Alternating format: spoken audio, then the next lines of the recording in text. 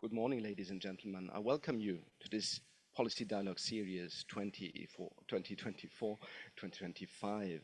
This is an activity jointly organized by the Department of Social Science and Policy Studies of the Education University of Hong Kong and the Division of Public Policy at HKUST. My name is Benjamin Steuer. I'm an assistant professor at HKUST on the topic of circular economy and waste management, and the theme of today's policy dialogue is lessons in policy delivery, waste disposal charging, online car hailing, and mega events in Hong Kong.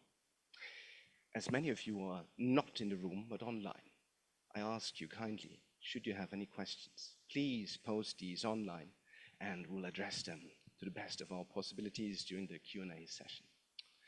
As for the esteemed speakers today, I'm very happy and very glad to introduce first, the first speaker in line is Professor Anthony Cheung. He is currently the chair professor and advisor for public administration of the Department of Social Sciences and Policy Studies at the Education University of Hong Kong.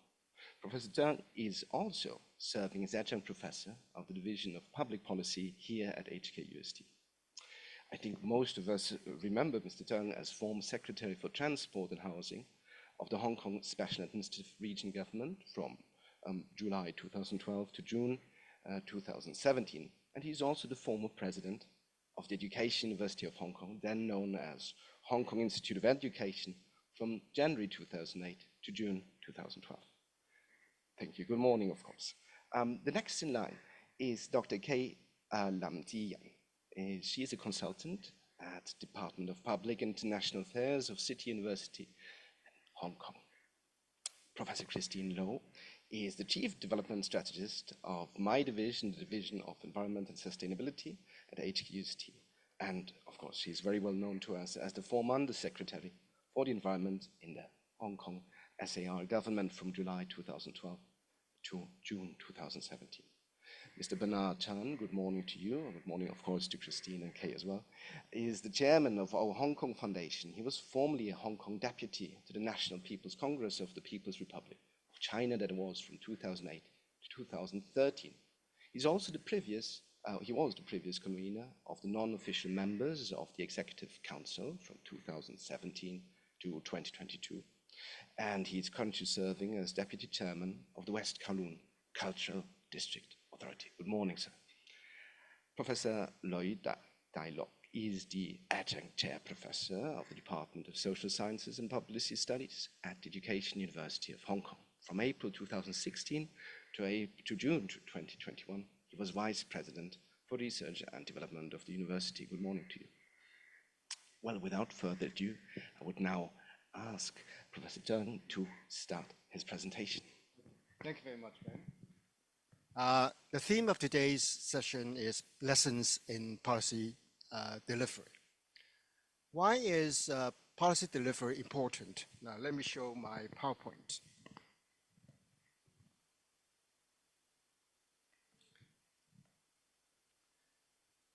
I would point out three perspectives. First, the ultimate test of governance capacity in all systems is the capacity to deliver what you have promised as a government, deliver what people expect from the government.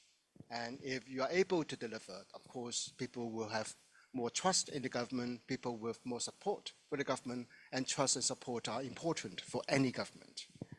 In the case of Hong Kong, from time to time, people have the view that policy delivery runs short of what is being expected or promised. And in the past, many people, including the central government in Beijing, blamed politics in the broad sense for policy failures. Legislative gridlock, filibustering, a lot of voices in the community, sometimes misuse or overuse of legal challenges, judicial review, for example, and the overall phenomenon of over-politicization. And because of the change that took place a few years ago in terms of revamping the electoral system, in terms of the central government emphasizing a new order following the 2019 unrest. So people expect now, people including the central government mainland officials, that in Hong Kong today, we are able to deliver in a much better way. We're able to do what the government intends to achieve. So have things really changed? I think that is the question that we would like to address in this session. And I will provide an overview, so to speak, and I'm sure other speakers will speak to more specific policy areas.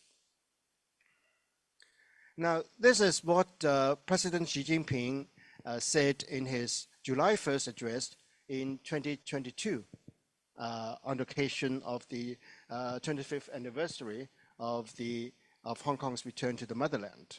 And he emphasized the importance of governance efficacy, governance capacity. And then subsequently, in October 2022, when the current chief executive made his inaugural policy address, he followed more or less the same line as President Xi Jinping and said he would try to enhance our governance systems, governance capability, and governance efficacy. And of course, the test of whether government has been able to achieve that goal lies in policy delivery, as seen by the community. I would say that there are things that have changed, but there are also things that have not changed. So what has changed? Under the new regime, the new policy regime, of course, the emphasis has been on the executive-led principle. And I would suggest that the executive-led principle now is rather well entrenched, to the extent that I've heard some legislators say, well, it's now more executive domination, the government really leading the way, and legislators feel they have the obligation to support government by and large. And that is good for the government, for any government, because then you are able to really steer the way forward, assuming that the community is also on side. And there's no more political opposition, as in the past when the Pan-Democrats were in the legislature. And aftermath of 2019 and the national security law afterwards, is that somehow I feel that civil society groups are now more restrained in terms of expressing their views. Now, whether that is good or bad, of course, depends on how you look at the overall system of Hong Kong. So assuming that these things have happened in the new policy regime, of course, we expect policy making and policy implementation to be more smooth. And assuming that the policy goals are well set, the government machinery works well, efficiently, then of course we could achieve the goal. But that may well be the best case scenario. But in the real world, problems exist in all governance systems in terms of how you recognize a problem, whether you recognize the real problem or the problem on the surface. The cognitive capacity of the government, of policymakers, of those who are influential in terms of policy formulation is important. In all systems, in all groups, really, we have groupthink, whether you have prejudice in terms of politics, in terms of policy recognition, and the same old bureaucratic roadblocks in all systems. Of course, the government today in Hong Kong has been trying its best to try to cut red tape, to try to make the system, the bureaucracy work more smoothly, more efficiently. But I don't think we should be over-optimistic, because there is an innate element in all bureaucratic systems that you can't really expect the bureaucracy to just move in one particular way. There are many hurdles for good reasons sometimes. And then because of division of policy, division of labor, of course, then you have joined up issues. And that happens from time to time. Various governments across the world have been trying to address the question of how to join up the government, the whole of government approach. And the experience so far in all governments is that sometimes they succeed, sometimes they fail.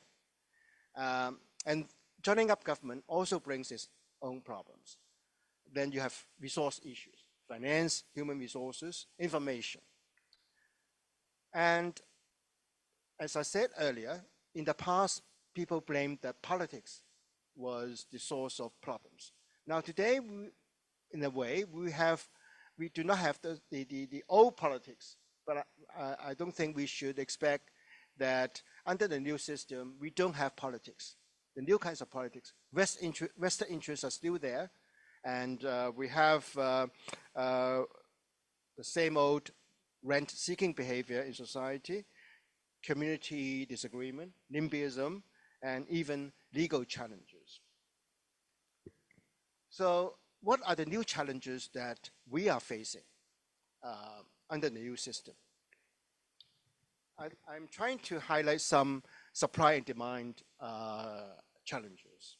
In terms of demand, of course, there's a lot more expectation.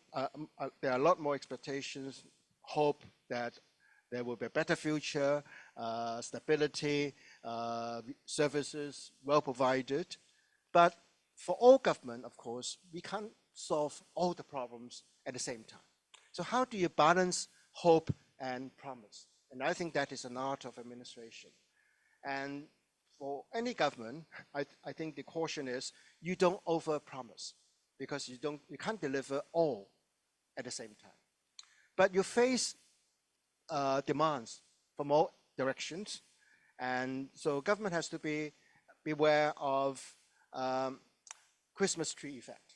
It's a lot of people trying to expect you to do something, and the wish list is never ending. So how do you balance that? I think that is an issue. And if you try to do too much, then you're overstretching yourself. You're expanding the administration, because to deliver, you need administration. And if you have too many battlefronts, then the bureaucracy, even no matter how well intended, how well polished, will face fatigue. And of course, the cost of implementation is an issue. In terms of supply, it's always a matter of resources. And right now in Hong Kong, we face a slower economic growth, and that constrains fiscal capacity. Remember, over the last 5 years, we have more than spent more than half of the fiscal reserve, and now we are running into rather persistent budget deficits. Whether or not the deficit is structural, that's an issue that could be debated. And in terms of human resources, professional talent, for example, now we face demographics issues. The brain drain that's been happening over the last few years. We have talent and labor shortage, the aging society. Now, of course, the aging society could be looked at in both a positive and a negative way.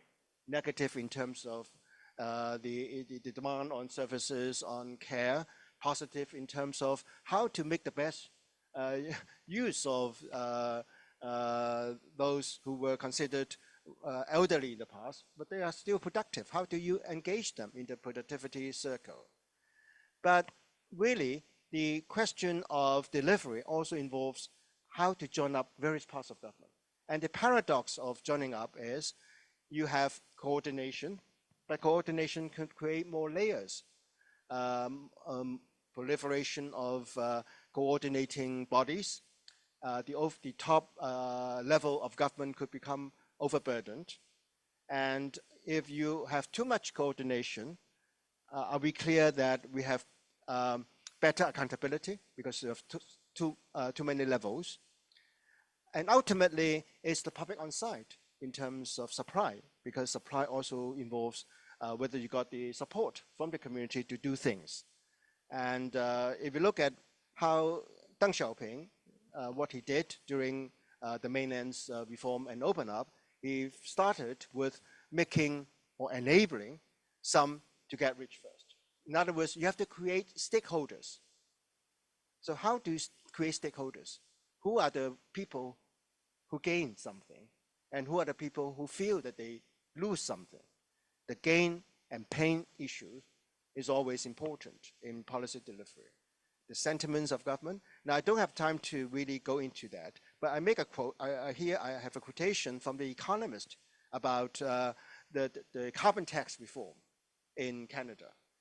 And the quotation from The Economist about the current problem with the Justin Trudeau's government is that doing good things isn't enough to deal with the kind of anxiety that is out there. So in other words, is the government aware of the anxiety? And in whatever anxiety we are facing, now, how would that impact on those good things the government is trying to do? And ultimately, the tools of delivery. And I would like to use Christopher Hood's tools of government model to highlight the points. Now, if you look at the tools of government model, summarized as NATO, N standing for nodality, information, A standing for authority, laws and regulations or whatever authoritative advice provided by government, T standing for treasure, use of financial resources, O standing for organization, use force sometimes, cohesive force. Now, ideally, N is the preferred answer because information is unlimited, inexpensive, least intrusive, but it depends on the credibility of the government. A, again, rather inexpensive, but depends on government authority, credibility, legitimacy, and the level of public compliance. T and O are more expensive. You use money, is resource depleting, and it depends on whether government has the fiscal capacity. And that, of course, in turn depends on economic performance and whether government is able to tax and spend. And sometimes you make the wrong judgment and you may misspend. Or organization, the bureaucracy, or sometimes using force is intrusive and bureaucracy intensive. Now, coming back to the challenges, I think the issue or the challenge now Hong Kong is facing is whether we are becoming more dependent on treasure and organization. Now, if that's the case, then of course we are resource depleting, and sometimes there might be backlash. Now, the issues listed for this session, I don't have time to go into them because other speakers will talk about them. But I would like to raise just a few points. For the solid waste disposal charging scheme, very controversial, but the principle is perfect. Polluters pay. How do you make polluters pay? And then, of course, the whole issue of who gains, who loses. And the details, the devil is the details. Details involve the administration, the implementation. And ultimately, some people will question, is charging the best approach in the circumstances? In terms of online car hailing, now I was the secretary for transport housing during a time when there was this huge debate about taxis versus Uber. And we are talking about two extremes: tight regulation versus a sharing economy, no regulation at all. Now, when I was secretary, I tried to push for sort of a middle road approach by suggesting to introduce a new type of taxis, franchise taxis, who would have all the features of Uber, but subject to regulation, subject to fair regulation as well. But I was trying to introduce additional vehicles in the new category. Right now, the government is sort of building on that, but the current taxi fleet scheme is to make use of existing taxis. So there's a slight difference. Now, in terms of mega events, I will just make 2 points. First, mega events have always been a feature of Hong Kong. So when we talk about having more mega events to attract people coming to Hong Kong, are we talking about more of the same, or do we have a new focus in terms of mega events? And ultimately, of course, just having the numbers are not enough. It's not enough. We need people to come to Hong Kong, not just for the events, but for Hong Kong's overall attraction. And what is that attraction of Hong Kong? If we can capture that, of course, Hong Kong returns to center stage of the world. Otherwise, we are just organizing events and getting people. So I've overspent my time. I hope I've made some points clear. Thank you very much.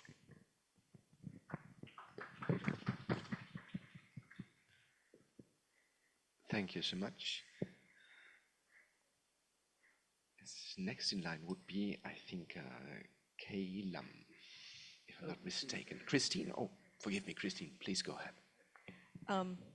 Thank you very much. I'm going to, again, talk about something that I was involved in, a bit like Anthony, but I always like to start this kind of discussion, perhaps going back in history a little bit, because very often we forget kind of what happened. But before I do that, let me just remind ourselves about the difficulty of waste. I'm not able to move the, sorry. All right, sorry. Okay, now, waste is a big issue. It's not just any particular sector like taxis, taxi drivers, or people who go to entertainment with stadiums and so on.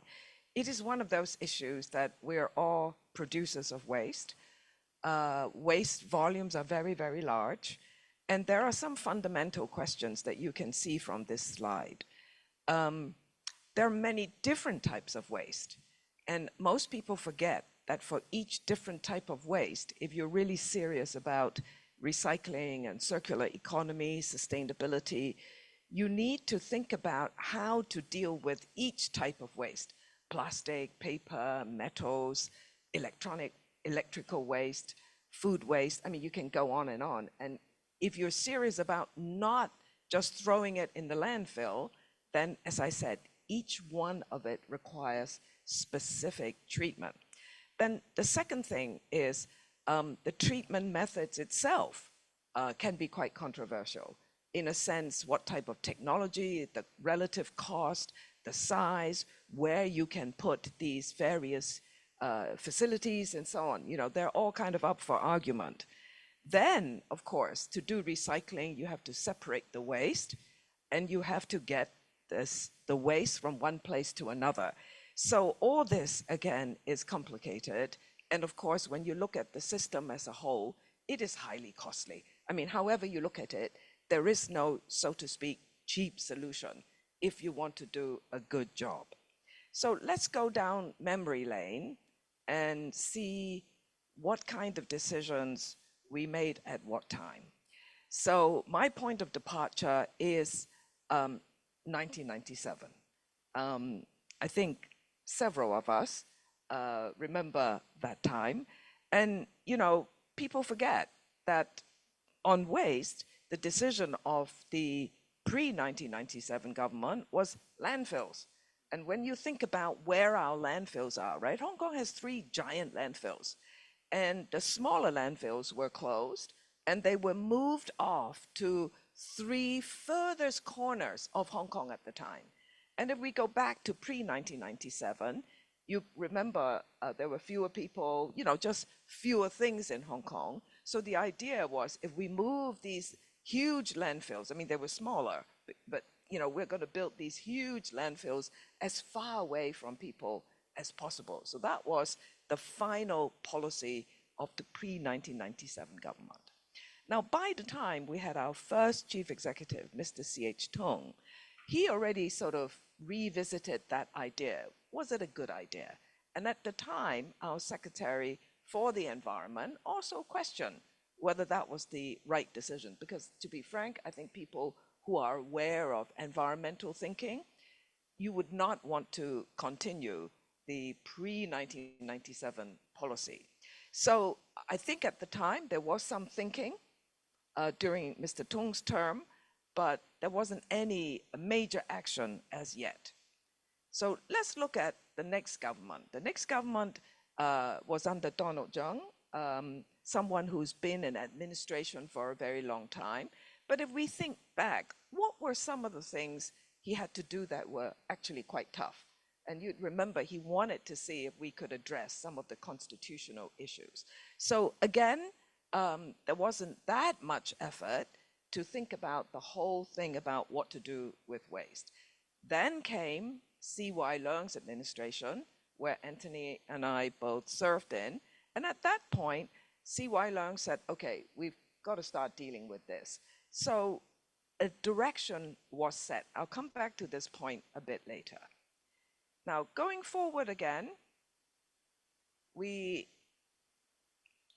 had the Kay Lam administration, and I think we all remember quite well what were some of the major issues there.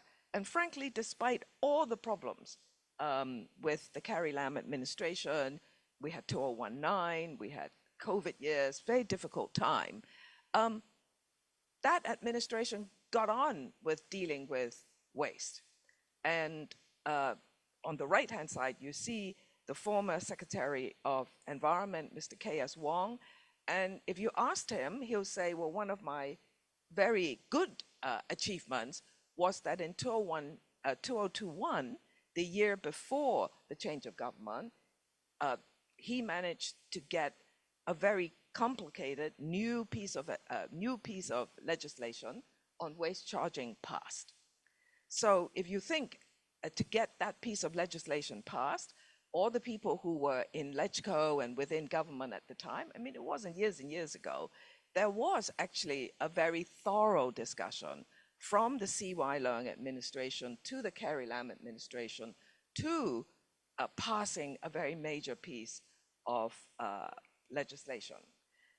Also, at that time, the EPD, the Environmental Protection Department, was greatly expanded because you needed to get ready for having the warm bodies in place in the government to get that done.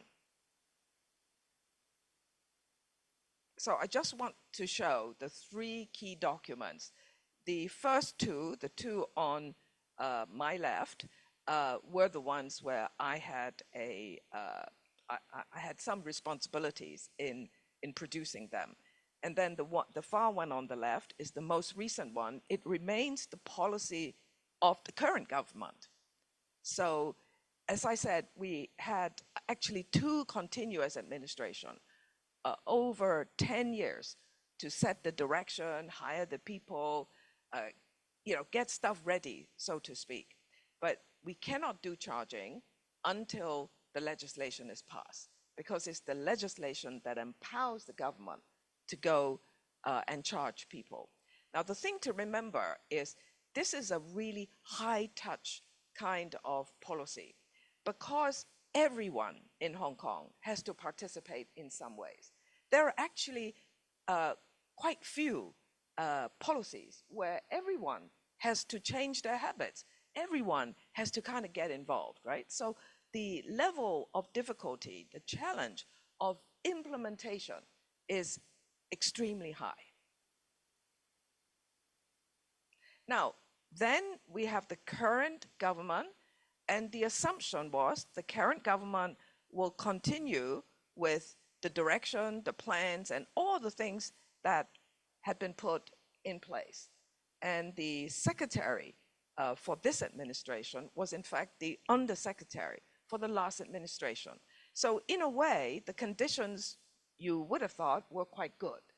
We should be able to get this done.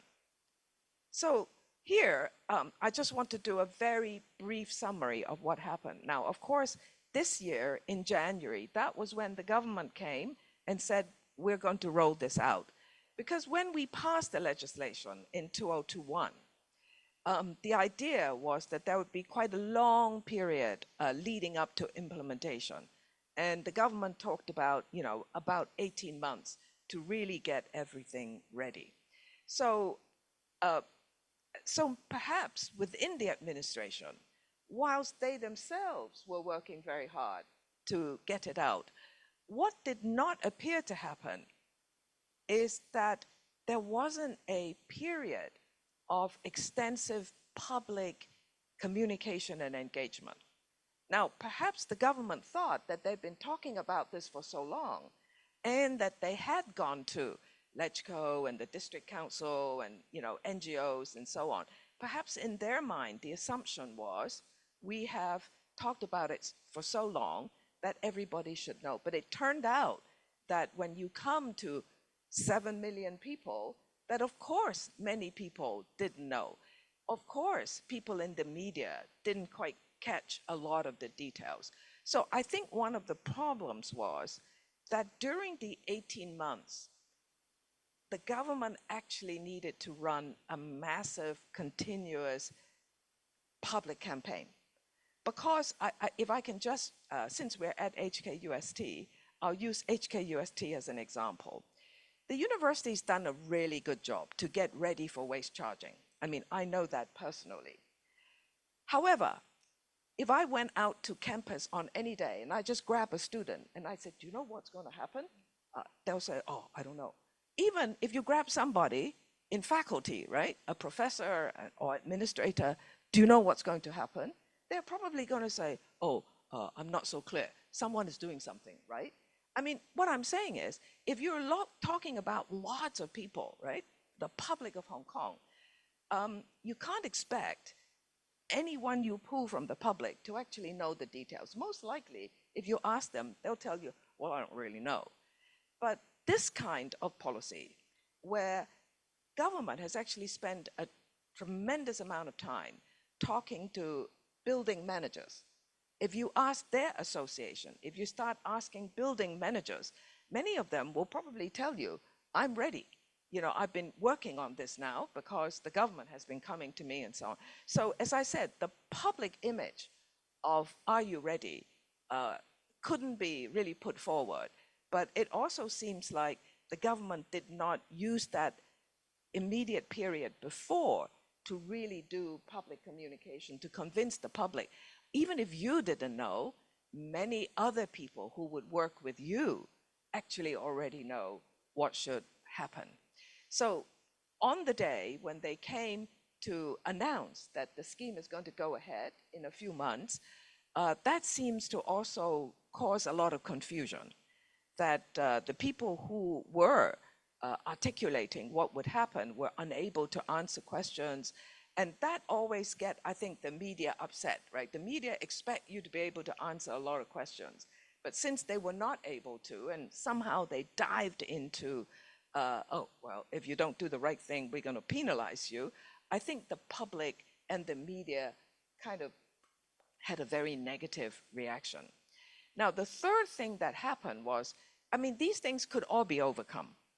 However, there was a moment in time earlier on this year, at the end of last year, somehow I think the government felt that there was a lot of anxiety within Hong Kong for various reasons, economic, social, and so on. So when political parties and perhaps people who were close to the current administration started to complain that if you push ahead with this, is a very annoying, they use the word, right, 好擾民. This is a very annoying, inconvenient kind of policy. Better not do it. So I think that kind of sentiments persuaded people right at the very top of government not to go ahead for the time being.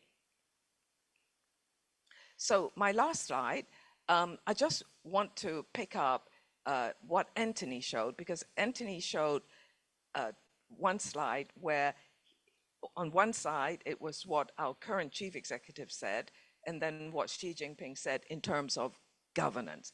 I personally think that the objectives, the policy was actually quite clear. It was really at the point of implementation, of announcing we're going to go ahead, that somehow things fell down. So I would just say that in terms of leadership role, people should think about what role they play. And I think senior people in government, they should be looking at how to do it rather than how not to do it. In terms of power and responsibilities, I think, again, that's quite clear. And I'd like to think that people in our political establishment our political elite, LegCo and district councils, that they should think about implementing it.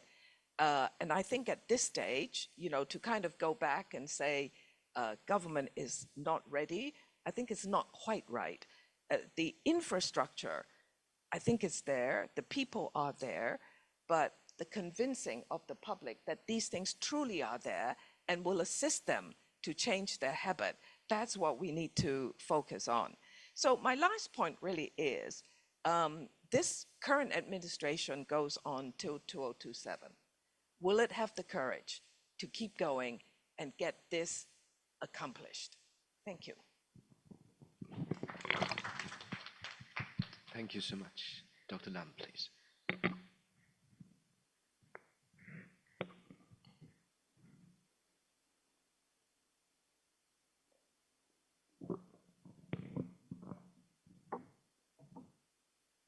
Okay, so good morning, everyone. Today's topic is, of course, related to policy delivery, and I would like to focus on a specific question about the relationship between policy delivery and policy review. And as you can see from the slide here, is that the question that I'm going to address today is how to learn from policy mistakes or failures and embed those lessons into the system or the process of policy making. So my own agenda of today is that I will talk a bit about the political context, especially after the revamp of the electoral system. And then secondly, I will establish the relationship between policy review and delivery. And then two cases that I'm going to mention is the municipal solid waste and online car hailing.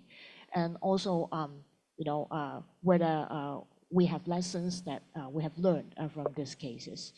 So first of all, it's about the political context. So after 2020, actually I agree with Anthony that the government is actually situated in a policy environment without very strong oppositions and without a very strong media and civil society. So I would say there is an upside of the current system, is that interests that cannot be moved and policy obstacles caused by issues such as not in my backyard have a greater chance of being addressed nowadays because of the reduction of the number of directly elected seats and the changes in the incentive structure of both the legislators and also the district councillors. And we also observe that there are some new structures that have been built in terms of administration, including, in terms of implementation. We now have a top-down executive framework that reaches the districts directly. That means from the chief secretaries to the DOs and then to the district councillors, precisely because of the proposals in reforming the district councils. And in terms of coordination, we can see the creation of new deputy positions and cross-departmental task forces, many task forces actually, to strengthen horizontal coordination. And then in terms of policy review, the current government also put much emphasis on the KPIs. And the major function of the KPIs, of course, is to provide more solid and concrete measurements to the effectiveness of policy delivery. So in theory, I would say the creation of these deputy positions would have a policy overseeing functions, which theoretically can more effectively prevent future mistakes. And also KPIs, they should be specific indicators of policy effectiveness, which will help improve the delivery of policy. But then, the question is, can we see these potential benefits to be translated or observed in our actual policy making? So that is the question. So one angle to answer the question is to explore the relationship between policy review and delivery. I would say, of course, not many of us are talking about policy review nowadays, but I would say there are very strong connections between the two. First of all is that because policy review, it helps ensuring that policies are efficient, effective, and aligned with the intended policy goal of the government. And it also provides a very structured way to evaluate the outcomes of policies after they have been implemented. And thirdly is that regular reviews also encourage the formation of a culture of continuous improvement in the government and also promote accountability among policymakers and also the implementers of policies. And then a more important point is about stakeholder engagement, because the review process often involves engaging different kind of stakeholders, including like the users of the policies and those who are affected by the policies. I would say it is not only up to the government to define that, oh, my policies are successful. Okay, it depends on the user's perspective. So engagement can also provide some insights for the government to enhance the relevancy and also the effectiveness of policy delivery. So overall, policy reviews provide policymakers with new information, okay, as emphasized by Anthony, with information in policy delivery. And it also helps ensure that the policy being delivered align with the broader strategic goals and objectives of the government and to prevent future problems and blunders from happening. So let us go through the cases here. Okay.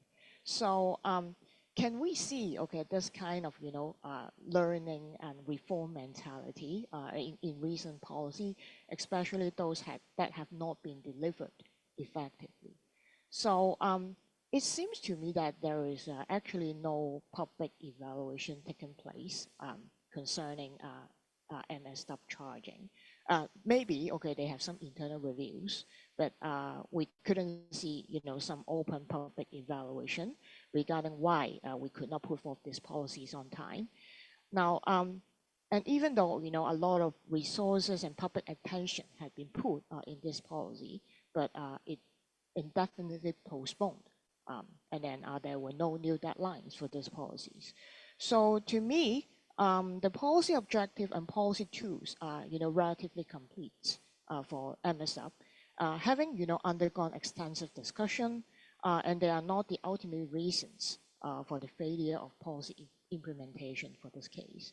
And to me, okay, if we are not going to use wage charging as a policy tool, there seems little alternative policy tools that can achieve the same policy objective. That is, the reduction in the production of waste itself, but not merely about, disposing the waste. So I would say instead of reopening the policy objective and tools for review, there are other aspects that worth more reviews. Say in terms of coordination, okay, what are the policy bureaus that should have been involved in the delivery of policy? Of course, the EEB itself, but how about the HYAB and also the Education Bureau? And we have, hundreds of, district councillors nowadays. Why haven't these bureaus or stakeholders taken part before the second postponement of the deadline? And also, did the promotion align with the policy objective itself? Because what we're trying to, promote is the reduction of the production of waste. But seems that the government focused very much on the charging scheme itself. So this may be a blunder that has been committed in the promotion process. And the second insight that I'm going to share is about the car hailing case. So what I see from this case is the importance of timely response and review, because the earlier the government respond to the trends of sharing economy, the greater flexibility it would have, just like Singapore, because it responded to it, more than 10 years ago. And now, okay, there are too many stakeholders to be handled, okay, because of the, postponed handling of the legalization of online car hailing. And there are also long-standing dissatisfaction among citizens with taxi services that also complicates the conflict between taxis and ride-hailing, which make the legalization discussion more difficult. So I actually learned from the case of Singapore, and Singapore has consciously utilized technology to improve the quality of taxi services since 1996. So recent surveys from Singapore indicate that actually Singaporeans, they are quite satisfied with the quality of taxi services, okay, unlike in Hong Kong, which adds, some troubles to the discussion of legalization. So in a more recent case, from my point of view, okay, we badly need review in some of our policies. So last year, okay, there were poor transportation in the CityU terminal that actually hampered tourist plans when it started to, host more tourists after the pandemic.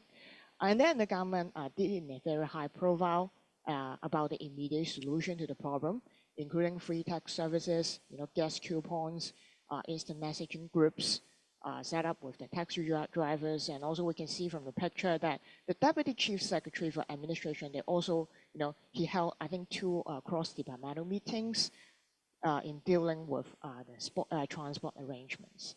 But now, even though with such high level and high profile intervention, the problem repeats itself.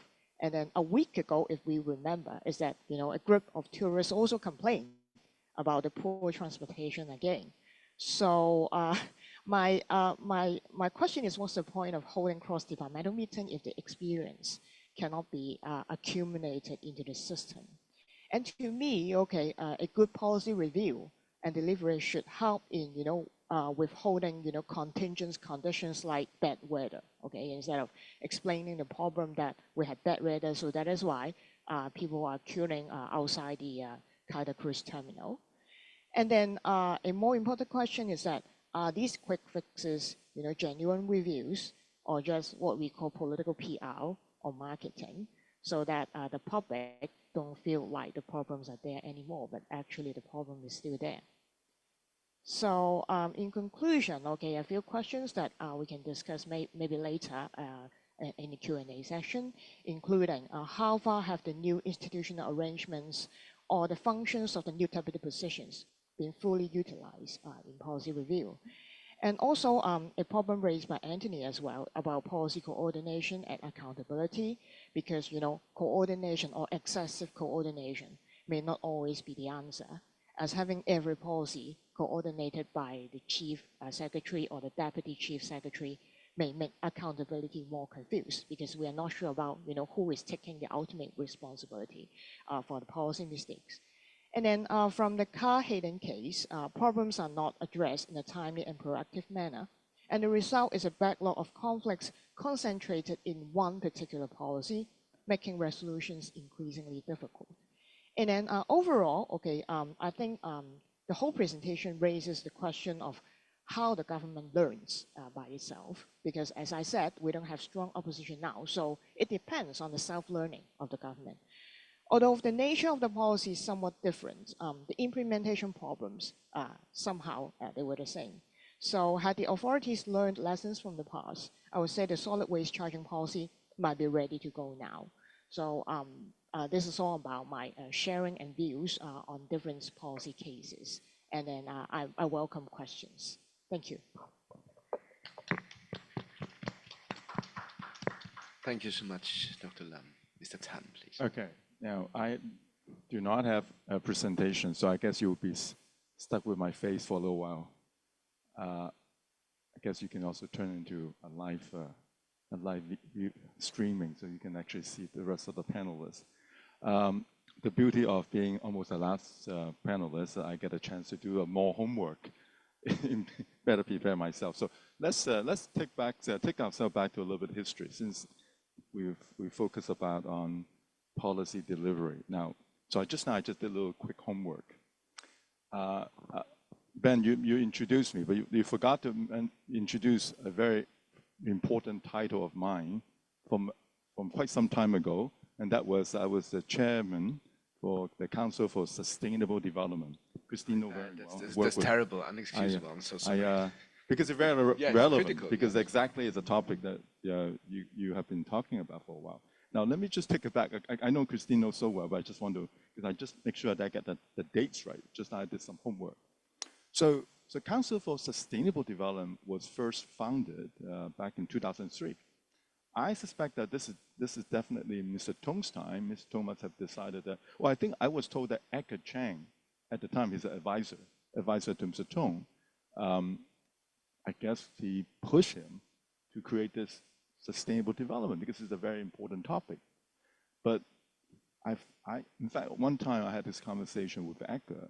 He told me this is a very important exercise within the government. So the whole idea in the very beginning, this is about the government, the coordination between different departments. So that's why when the council was first established, 4 policy bureaus, the head of the 4 were involved. Transport housing, the economic, the environment, and there's one more, I forgot which one was. The 4 bureaus chief was in there. And so the CS, Donald Cheung, was the chairman because he's the chief secretary. So it's all about coordinating the efforts within the different departments in the government. And EDUHK was the vice chair. So it started in 2003. I love the PowerPoint presented by Christine. I love all those. I wish we should do more of those. Put all the different political figurehead there and others. But it's actually simple and quick to remind everyone what were the priorities at the time. So when Donald came in 2003, I don't know, maybe very shortly after that, he became the chief executive himself. So that job was then pushed to the following CS, and I think that was Raphael Hui. And I assume I was never really Raphael's pet subject, whatever that was, because by 2007, he changed that from a government-led to, well, he decided that it should be led by non-officials. So he bumped Edgar Cheung to the chairmanship, which I was told Edgar was not happy. He didn't want to be the chair because he knows this has to be a government-led within the government, especially coming out from the CS office, where it's the coordination. But anyway, it was then pushed to Edgar, and then more importantly, I think Christine, you will understand the meaning of that, is that the secretariat was then moved from the chief secretary's office to the environment's office. So again, at the time, I was told that people see that as a downgrade, right? Because now you have an environment bureau doing all the coordination. How are you going to coordinate with other government department? Are you on the same level? Something like that. Anyway, so apparently Edgar wasn't very happy. So after a term of 2 years, he quit. And I don't know why and how, and the government decided that to parachute me to this job. And I know nothing about sustainable development at the time. So anyway, so I took up this job. I served for 6 years. And by the way, what is the work of the sustainable development? We do public engagement, the bottom-up approach. I actually still believe bottom-up is the right way. Although much we talk about now top-down, I think both top-down and bottom-up are equally important. Anyway, so what did we do? We did 3 exercises, 3 public engagement exercises, which is very relevant to our discussion this morning, by the way. So the first one, just to remind everyone, so I became the chairman at the time of 2000, I forgot when I was the chairman. I must be chairman by 2000, 2009. And by 2010, we launched our first public engagement exercise, which is on the building design. The title is Building Design to Foster Quality and Sustainable Built Environment. It's a long title, but basically is how to tackle these inflated buildings in Hong Kong, because there was heavy criticism at the time that we have these giant, very bulky development in all the new areas. And partly because the government, prior to that, gave incentive for developers to build more green facilities and more car park if they need car park, or other or road widening things. These are the incentive, because I guess the developer have paid so much for the site, for the land, so they just maximizing every single profit they can. So the government needs to provide this so-called incentive by way of the exempted GFA, gross floor area. So there are 3 types of incentive: the exempted GFA, the bonus GFA, and the disregarded GFA.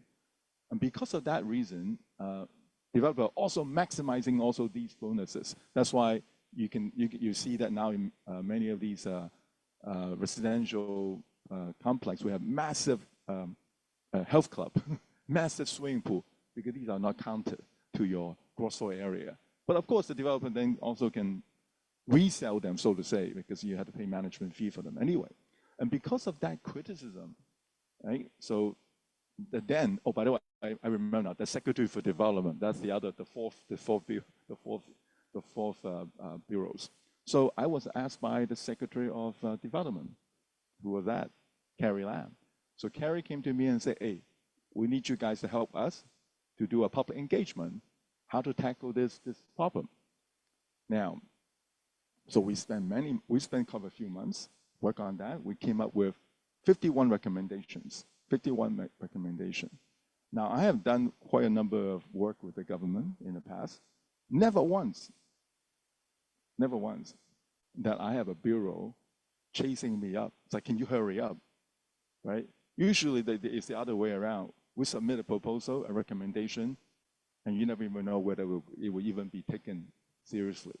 This is, on the contrary, I have the Secretary for Development, Kay Lam, chasing my back. When you're done, when are you done, when are you done? I said, no, we have to go through this very vigorous bottom-up approach. Give me time. Because she needs this, she needs it from us, right? So at the end, out of the 51 recommendations, the Bureau took on 50 recommendations. Basically, it's a way to contain all these problems. Now, did they get it done? Of course they get it done. Why? Because there's a public mandate. There was an outcry in the community, people are upset. So she just needs this mandate from us. This exercise that we gone through with a so-called public mandate that she now can use to carry out the work that she wants to do.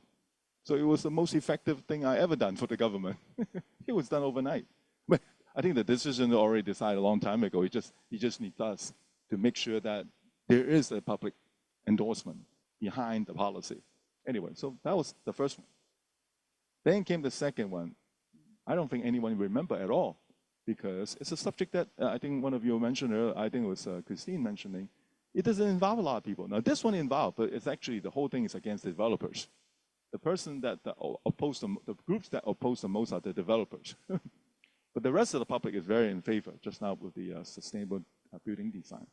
But the next one, the title is combating climate change and energy saving and carbon emissions reductions in buildings. It's so technical, but it's a very important subject. But when we did the public engagement, do you think any public actually come to take part? Hardly any. It's only the green group and building management, because general public feel that there's nothing to do with them. So we did that.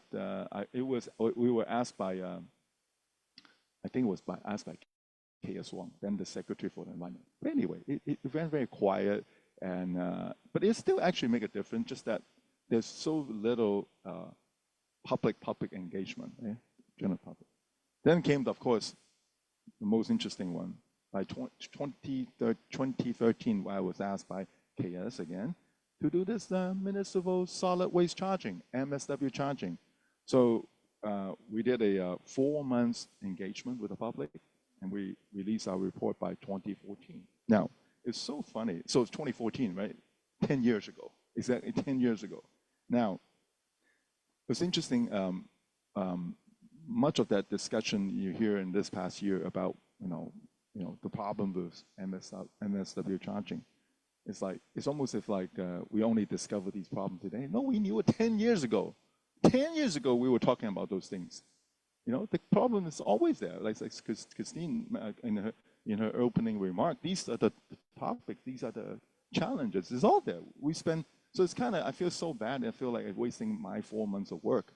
By the way, I just going back and see the report. It's still online. I was surprised why anybody actually referred back to my report that we did 10 years ago and identifying the issues. We actually did provide some solution, but of course, it's not enough. So the question is, what have the government done in the last 10 years and falling on that? But the issues has always been there. Is it going to be easy? Of course not. It's never easy. And we never recommend. In fact, I think that was a slight change in the later decision, because at the end of our report, we recommend a phase approach, stage approach, because there's no way that we can go from, it's unlike, let me use the example of MPF, because I'm involved in MPF too. In year 2000, overnight, everyone in Hong Kong has to join the MPF. Overnight, just like that. Now, this is not. You can't expect that you just turn on the switch, everyone in Hong Kong now know how to figure out how to separate the waste, know how to do recycling. No, you cannot. Nowhere else have done this. So we look at all these other cities that we benchmark, Taipei, Seoul, and elsewhere. So we knew that it's going to take time. And worse is we know that no one's going to be ready overnight. So it takes time. So for anyone to criticize that, oh, the government is not ready, of course they're not ready. Nowhere else have done this ever, that you expect overnight all the different, we can sort out all these things. There's no way. So you have to start somewhere and then learn from your mistakes and then start improving them. So even if, let's say, for whatever reason that this administration decide to go forward with it, I still don't believe that you can done overnight. You can address all the issues raised by the critics out there sorry, I know Wendy is here, our Honorable Wendy Hong, and we're so glad you come. We need more people. I hope some of the legislators actually listening online, because you have to, you are the gatekeeper, so it's so important you actually be part of this process. Too often it's like everyone is doing something on their own, and they don't even know that all these things are done. So during that 4 months, we spoke to everybody. We spoke to all the different stakeholders, and of course we also realized that. In fact, I just want to double check and tell you, we actually have 63 engagement events, 5 regional forums. Now, of course, what kind of people will show up, right? People who are interested in the topic. So yeah, we can say we have 3,000 members, but I can't say that and with this 3,000 members, a good representation of the entire Hong Kong 7 million people, right? But it's still way better than the other 2 engagement exercises I did. When, like the one on carbon emission, practically, I think only the green people came. Nobody else will come. Right? Why would they be interested? Because that doesn't affect them, at least not immediately, right? And we have 300 written submissions. Again, I would assume that these are people who really care about the subject. They submit a submission to us. But still, though, I mean, we engage with district councillor, which is very important because they're the one who had to deal with the complaints, right? It's all about complaints. So we had to deal with. So we thought we already highlighted the possible problem we need. I mean, I can spend 2 more hours telling you where the problems are. We don't have that time. Now, the question now is, okay, was that enough? Well, I think we actually done it. But then, of course, by the way, just want to make sure that some of you might find this funny now. So during the whole engagement exercise of 4 months, and you know who opposed this the most? I was so shocked, right? You would assume that, oh, the general public, yes and no. It's a nuisance. They're not happy, right? Because you have to do extra work, separation. But they are not, at least not like dead against, and so on. So, but who are the people who I was shocked that they was first of all, I couldn't expect this, but first, just to give you a short answer to that, they are actually within the government, right? They are within the government, and guess who? They are from the 2 departments, Housing Department and FEHD. And why? Because they're the one that actually had to execute this, right? Because FEHD is the part of sanitation, right? They have to deal with the actual pickup of the trash. Housing Department, because they have 2 million households, they actually have the one deal with them. So they basically came and say, we have no resources, and they don't want to do it. In fact, I still remember the housing department, some guy from the housing department suggested, can you exempt all the public housing units? And it's like, are you kidding me? That's 2 million households. But I can understand them, right? Because you guys just do the talking. I'm the one who actually going to be dealing with it and get all the, complaints and everything. And where are my resources? Where's the money? So it was interesting I learned a lot from talking to different stakeholders. So the question now asked is, why was it? I think back to Christine's PowerPoint, I thought timing is everything, right? Timing everything. And if we would have, if this would have followed on and there was enough support given, we might have pushed it. But then giving that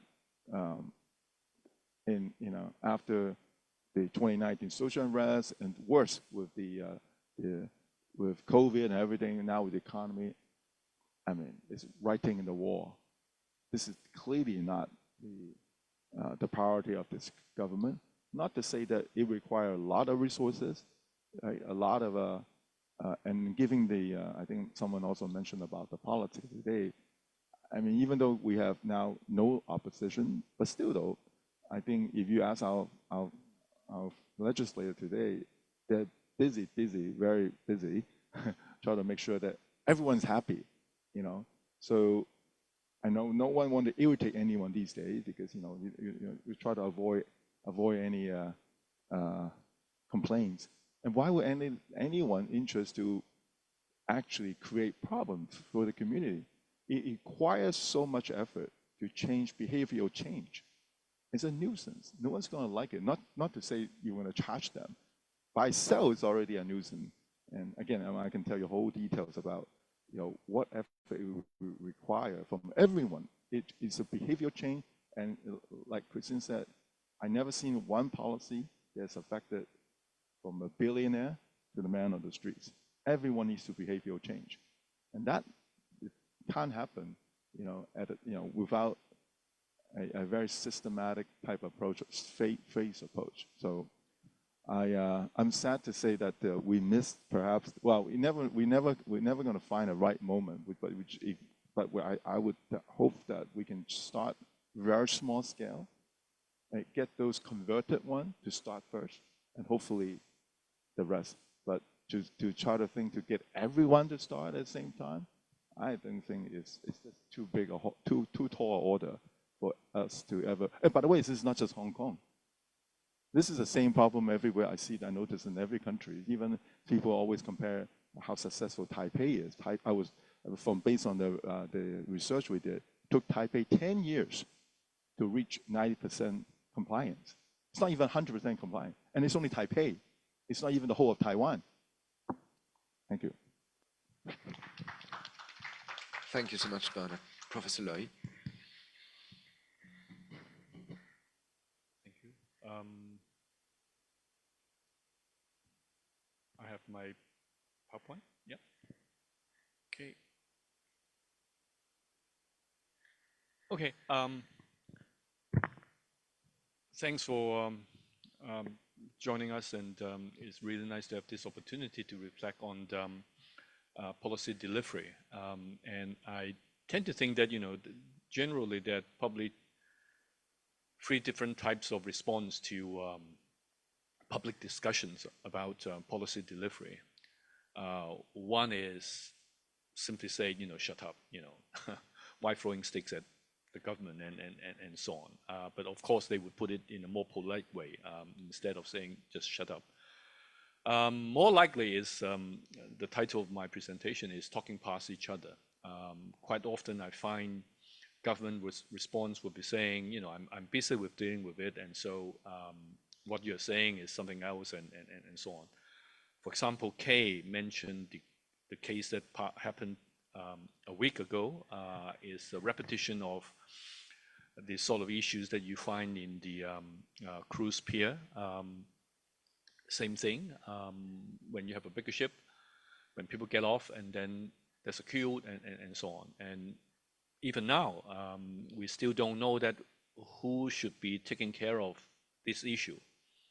Should it be the company running the pier itself to manage that issue, or rather that the cruise liner company would take care of its customers, or rather that what happened, I think, a week ago is there's some nice civil servant waiting in the pier, and then to count the number of visitors coming out, and then when it piles up to 100, and then they start calling taxis to come in and so on. It's so manual, it's so labor intensive, it's quite unbelievable. And worse is repeating the same problem. But then of course, if we raise the issues about governance, it's about who's taking care of what, of course, I'm sure that government response will be saying we're working very hard, and so let us deal with the problem and so on.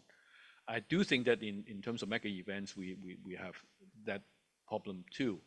And then, of course, the third response, which I think would be more desirable, is really to have that dialogue, have that engagement, so that we know what have gone wrong and how to deal with it and how to improve. So quite honestly, my presentation will be quite brief. And in terms of mega events, I must say that I quite appreciate the effort made by the government. I think they work very hard to compile the list. Now we have a very tall list of mega events. We've been just told that, in the coming year, I think in the first 6 months that we are likely to have something like 90 something mega events. So every 2 days, there will be a mega event. Of course, upon hearing that, one immediate response is, what exactly do you mean by mega events? If once every 2 days, how mega would it be? But we'll put it aside, because otherwise we'll continue to talk past each other. But then, even if we take all these listed events as mega events, still I think a lot of people would ask the question. I think Anthony raised that question in his PowerPoint, saying, what about effectiveness? What about the cost? What about the sort of investment that we put in? Because we are not quite sure about the exact, what we call marginal effects, because we host a lot of events. And now you tell me that we have mega events. So how many additional number of people would come in because of that mega event? How much more money would they spend? In other words, is what we are hoping to receive from the government is not quite the projected number of visitors to Hong Kong, the projected number of consumption or expenses that visitors would put in Hong Kong at the time they visit us. We are interested in who are the extra people, who are the either newcomers or people really coming back, or exactly because of that mega events. How many of them? Who are they? So exactly about the projected marginal revenue coming back from that as well.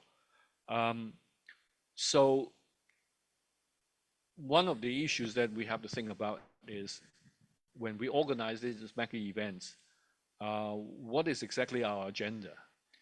If our agenda is about overcoming COVID-19, so we are still addressing the issues that, Hong Kong is back, meaning that we have overcome COVID-19, we open the doors, and then people coming in, and then people going out. So everything is going to be all right, business as usual, and so on and so forth. I think the government has made this point, so that I'm counting the numbers for you. I'm telling you how many on the list and so on. But that said, I must say that, it's a tall list.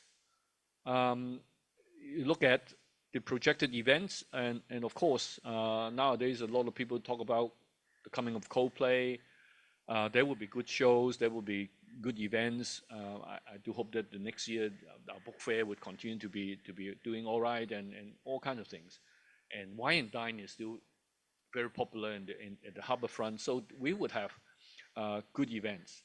And then we would have the Kai Stadium, we would have new venues.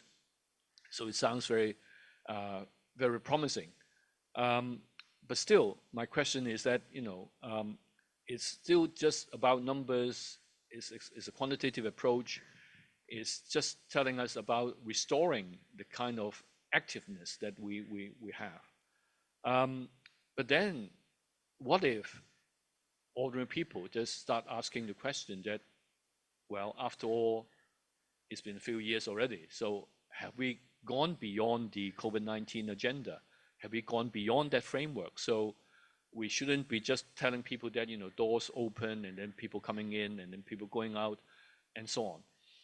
So my question really about my presentation is, can we start raising the question about not only just about events or mega events, but about signature events?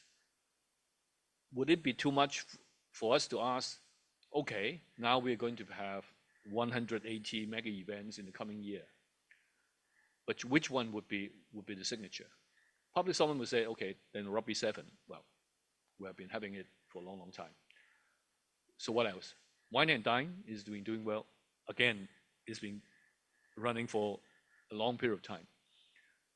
Would there be a new signature to come in so that, it's not just saying that Hong Kong reopens, but exactly that we would say, hey, I'm going to Hong Kong exactly because of that, not another show of a change of world tour of a particular band or particular singer or a particular opera or musical, whatever, but is Hong Kong had made some effort to make this thing that when you think about that event, you think about Hong Kong.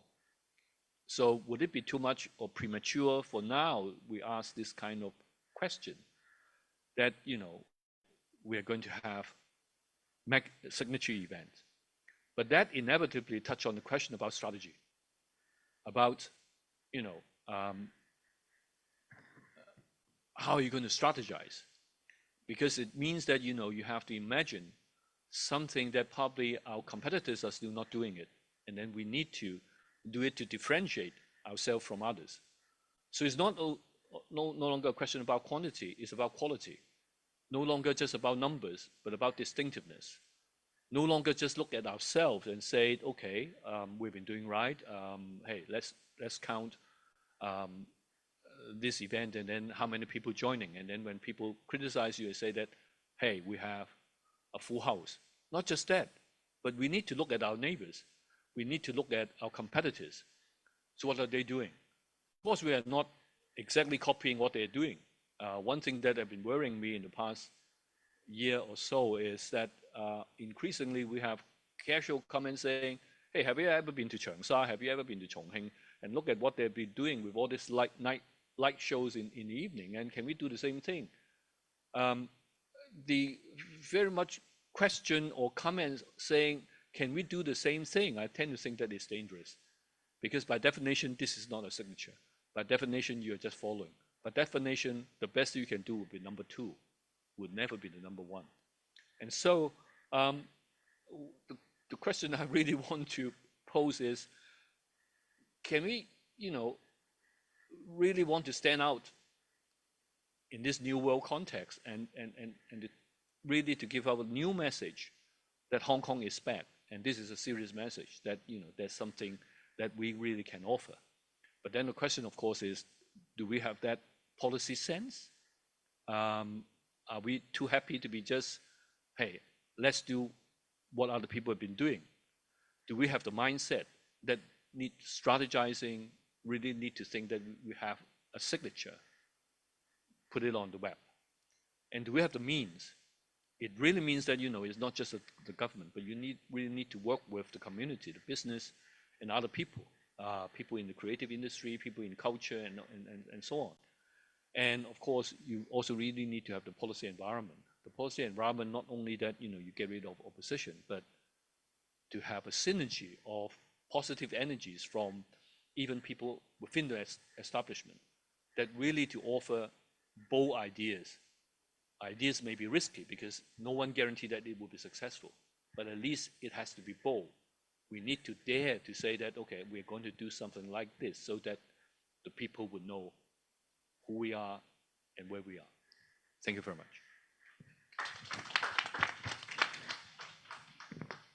Thank you so much.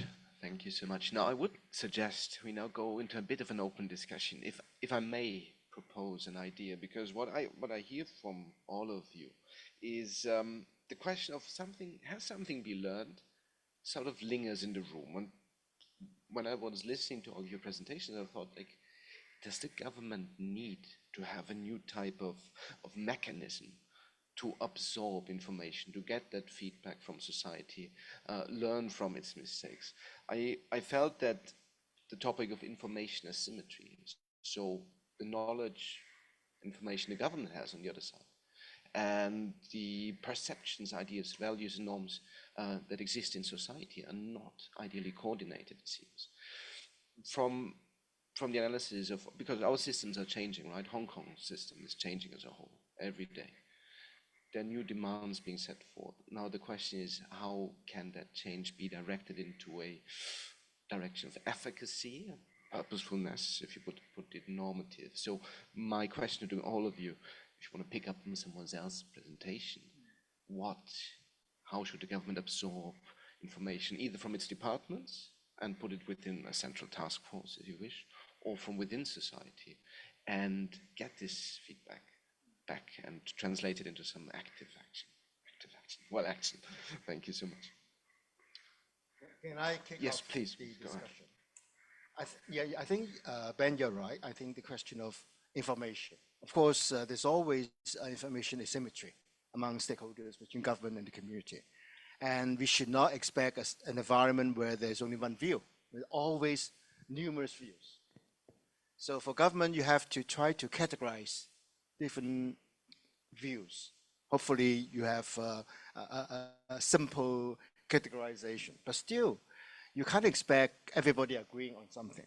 But I think the psychology on both sides, government as policy makers, implementators, and the community as recipients of policies, is rather different. My own sense, I mean, based on my past decades of experience, is that for the community, whatever coming from government, if they don't think that that will bring them convenience, benefit, they will resist, object, they will demand things. I mean, that's normal. However, when it comes to biting the bullet, the community will say, okay, I accept, but tell me what to do. You must be very clear, simple. Pay, yes, I'm going to pay money, if that is the way to get forward. Now for government, you have to really consider, it's not just getting the right policy objective, but how do you implement it without hurdles, the practicalities of doing things. Hopefully, whatever you're trying to do is not misinterpreted. Now, Bernard, you mentioned about the consultation, and you said one of the departments rather against the charging scheme was the housing department. And I was then the secretary. I did speak to my housing department civil service. The major thing about why they are so skeptical was that they don't think that could be applied to public housing estates. Because for public housing, you don't charge management fees. It's all rent, including rates, including everything.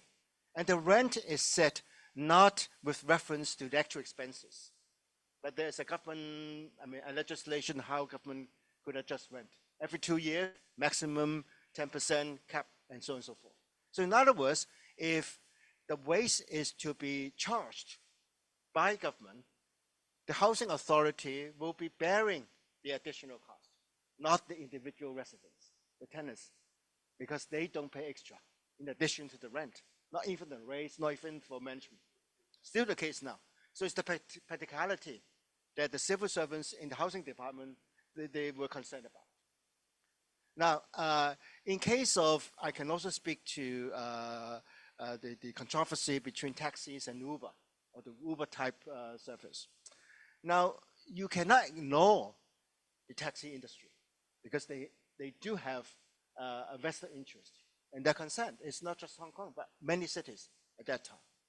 So for government, I think my experience is that you can't get the perfect solution to everything.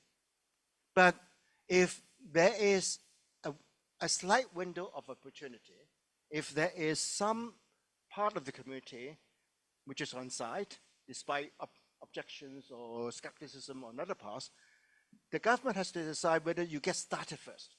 To get started is so important, to take a full advantage of the opportunity, because the window of opportunity may be quite short.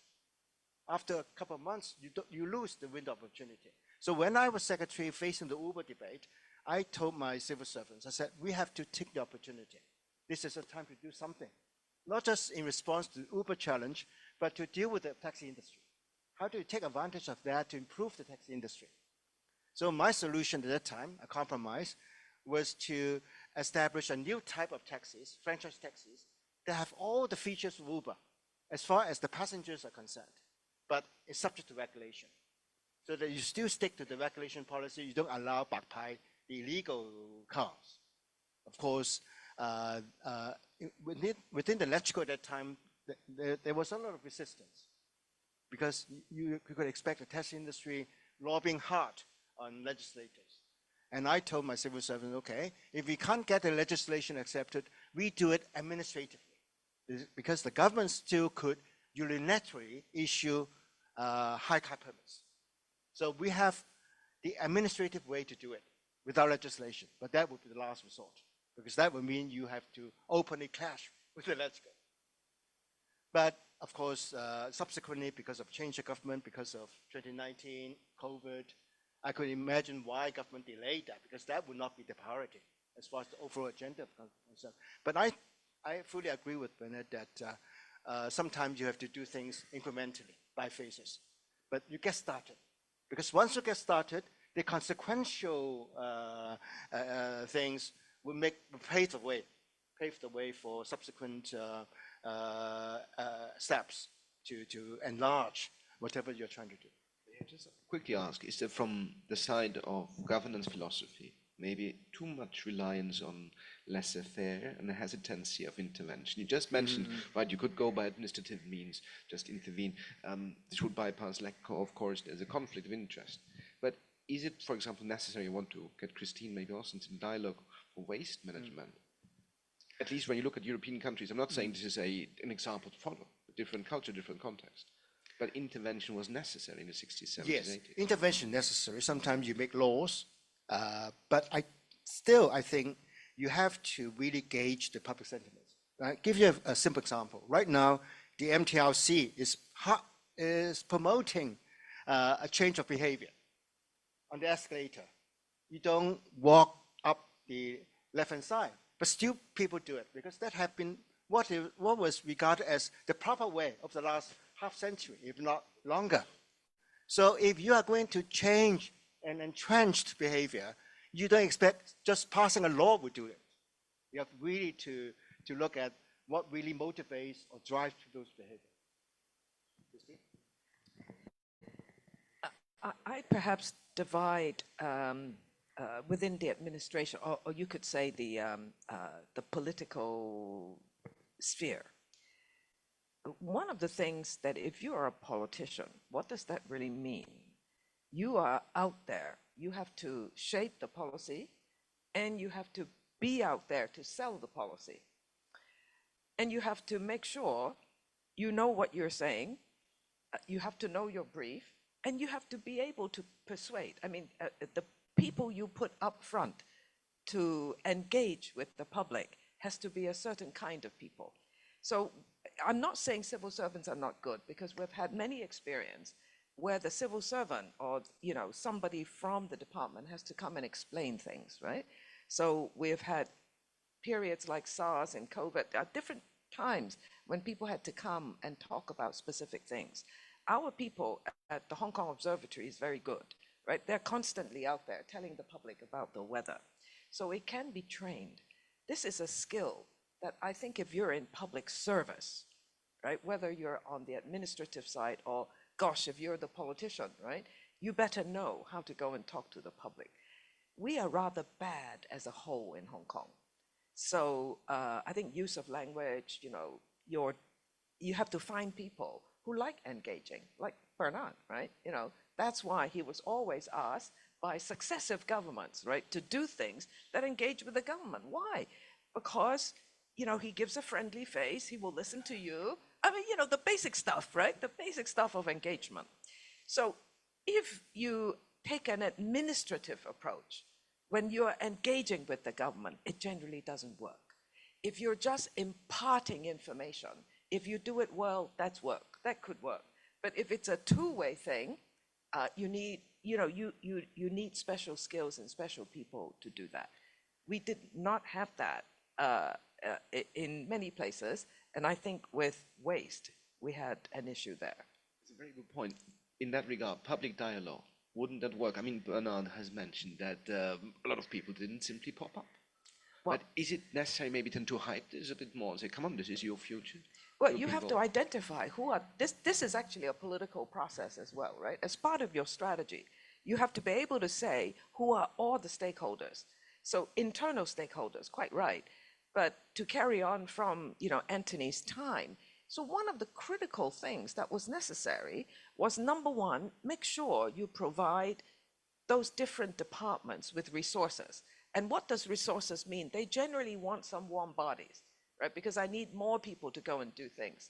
The other thing that happened under the John Lee administration, which shows you that initially the desire is to implement the policy, was that they put FEHD under environment, right? Because FEHD was under another bureau, and one of the argument was, well, the people who are in charge of implementing the waste policy cannot master the department that is to be the front line because it belongs to another bureau, right? So that problem was solved.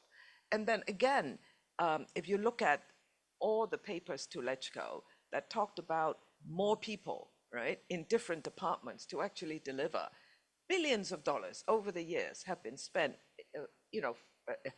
to deliver this whole 10-year plan. But as I said, when you come to the moment, that's where we fell down in Hong Kong. Not the proper, I think many things were done, and it could have been done in phases. And I think they will tell you it was planned in phases because they were not going to do food waste, right? But that became an excuse to say, you're not ready. So the desire, I think for people who don't want to attack something at the time, it's easy for them to come up with a lot of excuses to say, this isn't good enough. But what I'm saying is, if you're in government, actually we anticipated all of those things. You need the people up front to be able to defend and take the issue forward. It was going to be done in phases. If I may come in, I think public engagement is one part of it, but at the same time, I mean, from an ordinary citizen's perspective, it's about feedback. Our everyday life is something very simple. Quite honestly, I have the habit of doing brisk walk in the evening. So every night, 9:30, I'm doing all this tree passing in my neighborhood community. And then in the past months, I've been walking around a lot of public housing estates. And one thing that I notice is once you install the food waste, the kitchen waste collection point, actually almost every evening, nowadays I've seen housewives, young kids, parents queuing up to put things into the collection point. And then sometimes they need to queue up.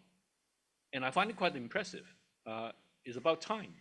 It's about making an effort, all the way up there and go to that collection point and so on. And then they seem to be starting the habit of doing it. As a tree passer, I would say this is the beginning of phase one. This is the beginning of new phases. And this is about re-kicking it, start again, because people are responding. And I think that, it's a big change. The thing is, how are we going to complete the loop? People respond by doing things, not going to the press and say, I'm ready. But they are just doing it. But is the government able to collect these sort of very everyday life response and to articulate it into an interpretation that, I've seen improvements. And so maybe, in a couple of months' time, we can restart. And I think that loop of communication is important. I think that's why I say that the test of this government is not to push it down to the next administration, but to watch all of these things that are happening. Because in a way, all these criticisms, it has sped up the government to put in the food waste box. And I think that's an important point. And more treatment facilities are actually coming online in the next couple of years. So in a way, more things are going to be ready. The infrastructure are going to be ready. So it's just getting that experience and coming out with a longer public campaign that addresses whatever needs to be addressed and have the courage to say, during my administration, right, I complete something that has been started. I mean, that's what I would do if I were John Lee.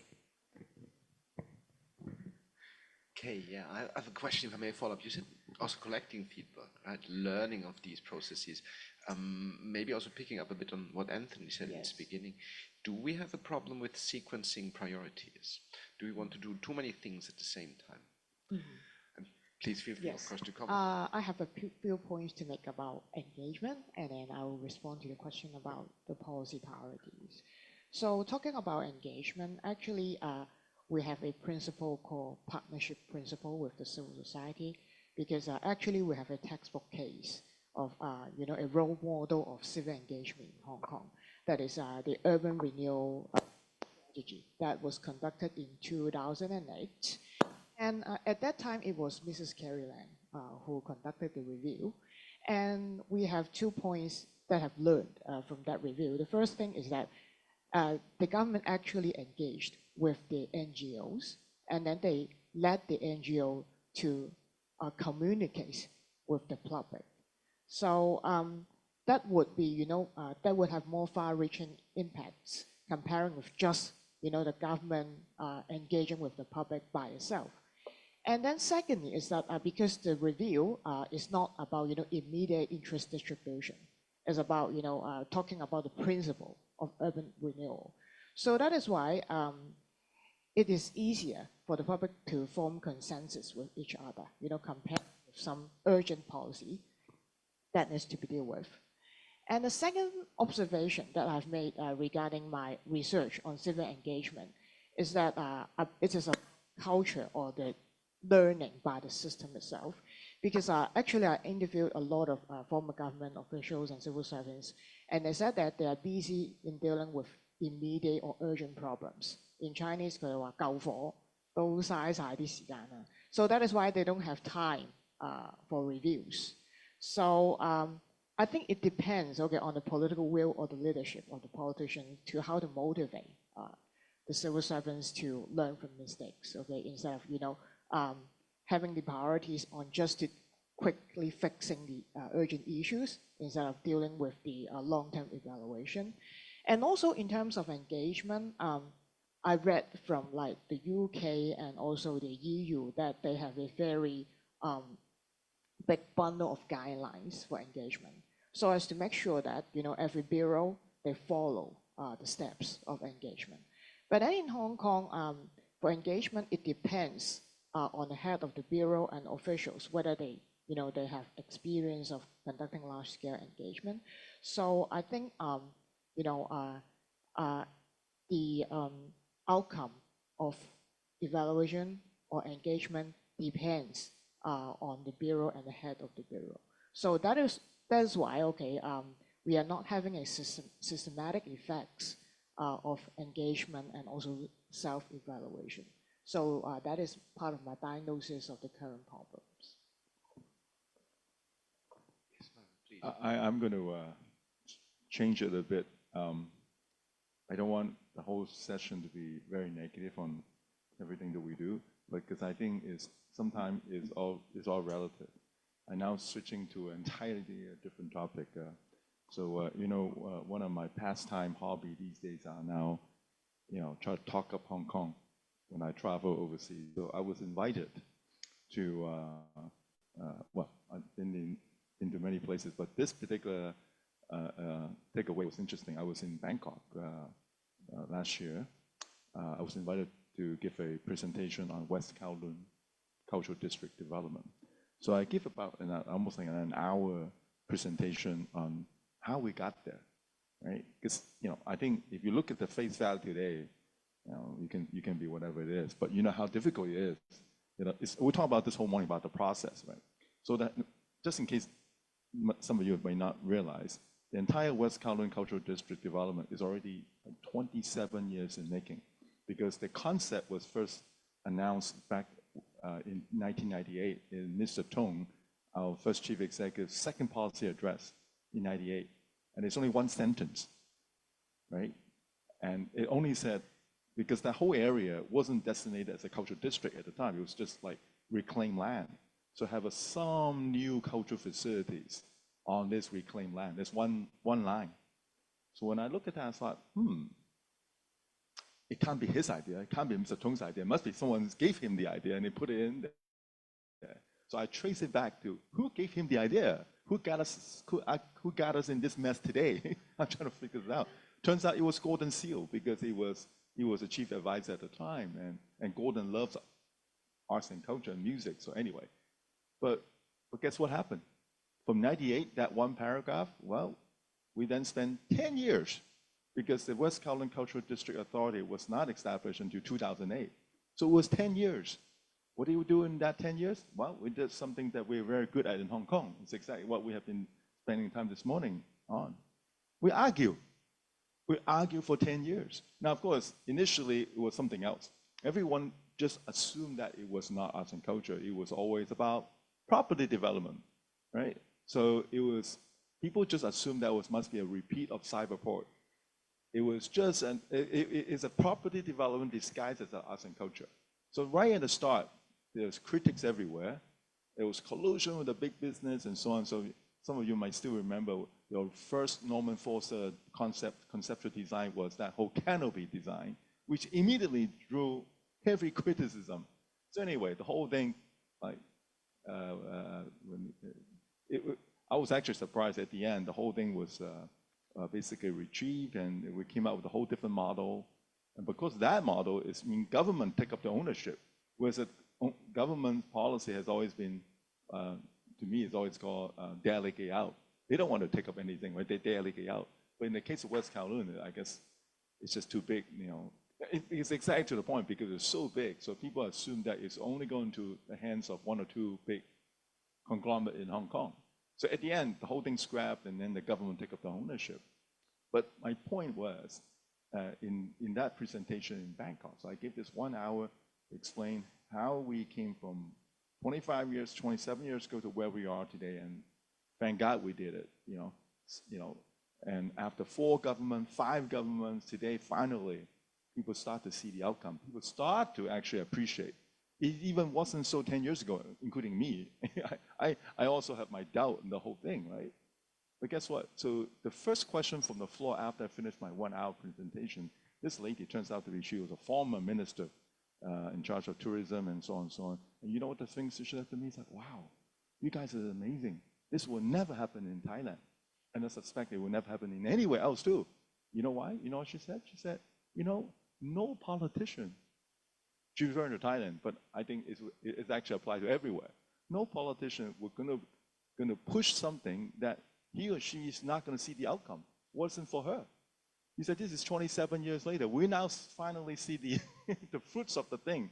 Where nobody forgot that we've gone through many rounds of government, and thank goodness that we're still committed to it. I think we are still committed to it. Well, especially after Anthony, I think now no turning back because the government already spent almost $5 billion US in this thing. So when people ask me, you know, would this current government going to stop supporting you? I said, are you kidding me? We've sunk in $5 billion US.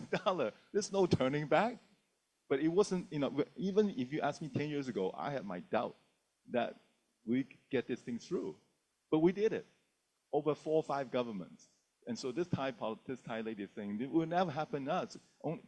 Politicians only cares about the next election. And in Thailand case, probably next year. So why would I want to support something that I have nothing to gain from it?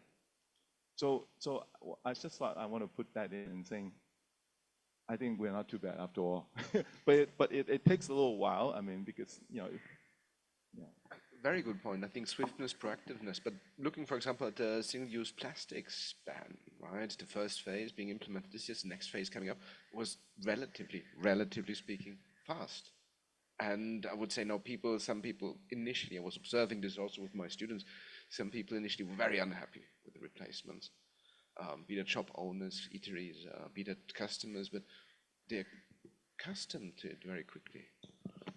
Is there anything that we can learn from, I know this is of course within limits, but anything that we can learn from this case, of course still evaluation pending, that we can translate into another matter? I don't know, Anthony, Christine. Yeah. Oh, definitely. I thought it was really interesting to contrast the failure of MSW charging, and almost at the same time, they launched the utensils, right? You know, the no plastics. And I thought something obviously had gone right there because I walked into a little mom and pop shop and they asked me if I wanted the plastic utensils because they said, well, you know, after this, we ain't giving them out anymore because of the new law. And then they said, well, you know, many people came and talked to us, right?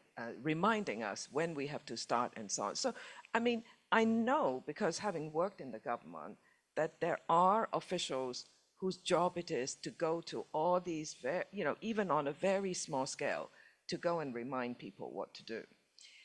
So I think that a lot of people watched how come one was successful, and now people have kind of got used to it, and one was unsuccessful.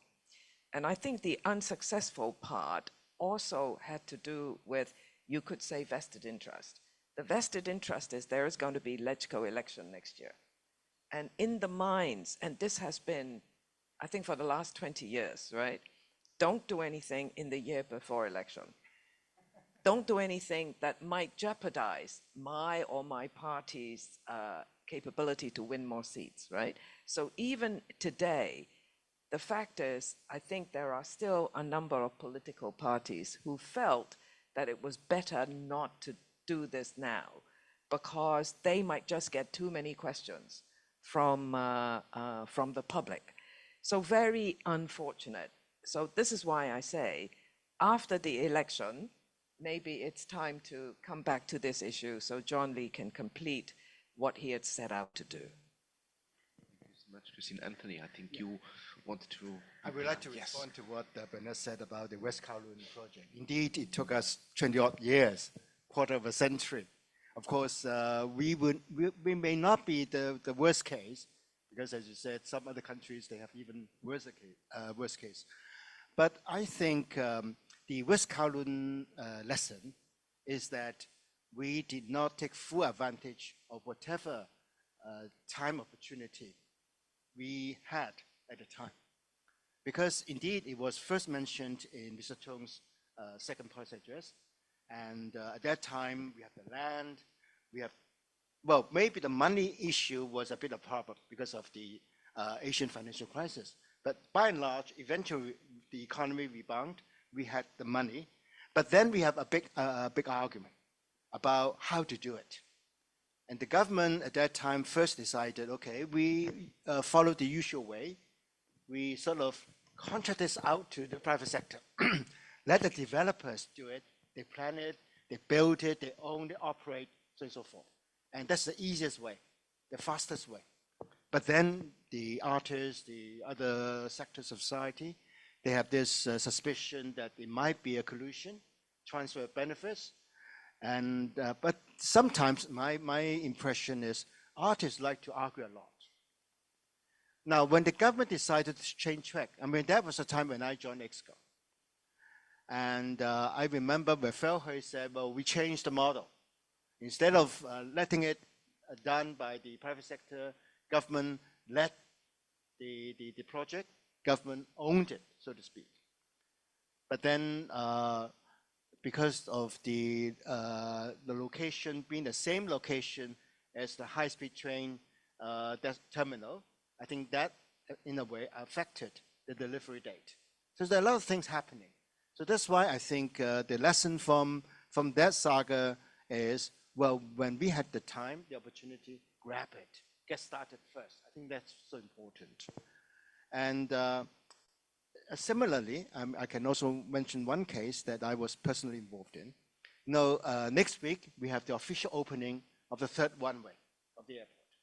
Now, the third one-way project similarly encountered a lot of controversy between Hong Kong and Shenzhen, and then with Hong Kong, the Green Lobby, and so on and so forth. Now, if we were not determined to do it for the sake of Hong Kong, the long-term aviation future of Hong Kong, we might have hesitated and we waited, and then we have lost the opportunity. So I think one of the lessons is grab the opportunity if we believe that that is something right to do. But of course, we still need consultation, but don't allow us to be drawn into never-ending consultation. because you will encounter a lot of views. And then as the policymakers, you have to decide when is the right point to gauge the views and make a decision. Because making the first decision is very crucial sometimes. Absolutely. Dialogue. This somehow plays into your ideas of a strategy, right? There is sort of the weighing between taking an action, as Anthony just outlined, very quickly if it comes up, and on the other hand, there could be a problem with too much consultation. From your perspective that you mentioned, we need something like a strategy when it comes, for example, to signature events. But in general, right, strategy of advancing, do you think you could capture this somehow? Say like, well, part of the strategy has to be flexible to respond to emerging opportunities, right? Well, part of it would be about flexibility, but at the same time, I do think that it touched on two sides. One side would be the government itself is about its own positioning, the kind of approach they would adopt in pushing forward new initiatives. Would you be doing it in a more developmental way, or rather that you would continue to stick with more laissez-faire, market-driven? Then you would, find your own position and see where to look for the strategy. The other side, which I actually have a lot of worries, is the energy from within the establishment itself. I think we touch on the point about now we don't have the opposition, and so as a result, you did lose the opportunities to listen to diverse views. But then, of course, in the previous period of time, sometimes we have too much diversity. So as a result, it's not easy for push for consensus and then to articulate. But nowadays, I tend to think that we are going to the other way around. You have too many people clapping hands and saying that everything is all right, and no one wants to be the guy to say that why not we do something like this, because it's risky and we need deliberation, but at the same time we need to have certain commitment. So if everyone, I agree with Bernard, if everyone is looking at the next election, or probably even shorter, the next year, then no one would come up with strategy. Because if you commit to a strategy, it does mean that there will be some cost. There would be things that you think that I need to commit, and things may go wrong. And this in turn go back to the point that, okay, we may make mistakes, but we need to be flexible, and so that we reflect, re-articulate, and move on. Now I don't really think that we have that articulation of these various processes. So as a result, it's very easy for us to shift the question a bit, like the title of my presentation, talking past each other. When you ask me for strategy, I give you a tall list of events. When you ask me about what happened to the cruise pier, I say that I work very hard. I send my staff and going there and stand in the taxi stand and count. By the time of 100 people, I would call police, taxi. That kind of thing. So you asking for strategy, he's talking about down-to-earth management. Then we won't go anywhere. It's a very strong comment. Thank you very much. I see as far as of now, we don't have yet any comments from the internet, so just proceed with one more question. Christine, you said initially, and I think this popped up quite a lot among the other participants as well, do we need cost? Does it have to cost? Do people have to pay for it? We have the polluter pays principle, right? And a lot of people were upset with saying, well, purchasing those bags for the waste charging scheme will cost us a lot. Is there any way that it would work without cost? Well, we can look at it this way. To redo waste is very costly for any community. Now, you could say all these infrastructure that we're going to build, right? I mean, they all cost something. Whatever you are going to charge, in fact, would never be full cost recovery. So why are you charging, right? So you're basically saying that for all municipal authorities, right, one of their basic function is public sanitation, dealing with waste and so on. But now we have this new idea of not just throwing it away somewhere, but we want recycling and so on, right? The other principle, and this is where I think charging, then you look at it differently. The principle is how can we get people also to be more careful so they don't waste so much. Then you start looking at the generator of waste. So if you're selling something to somebody, right? Or you and I, how we run our kitchen, can we reduce waste? Now, this is obviously a complete different kind of mindset, not just treatment, right? But reduction and changing of behavior. So what is you could say, kind of global, general, agreed, what kind of methods do you have? So one way is to remind people that if you have to pay something, maybe you'll think twice. So that's why we have the plastic bag charge and so on, right? 50 cents, $1, what difference does it make? But you see that, yes, it does make a difference.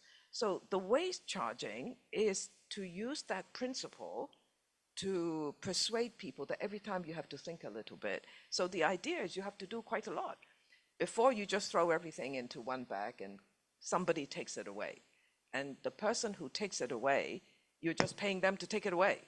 Now you're saying, well, if you separate the waste and you take all this stuff that could be recycled somewhere, downstairs and somewhere, then you're not going to be charged. So, but you're still going to have some waste and you are just going to be charged for that. So it's a signal.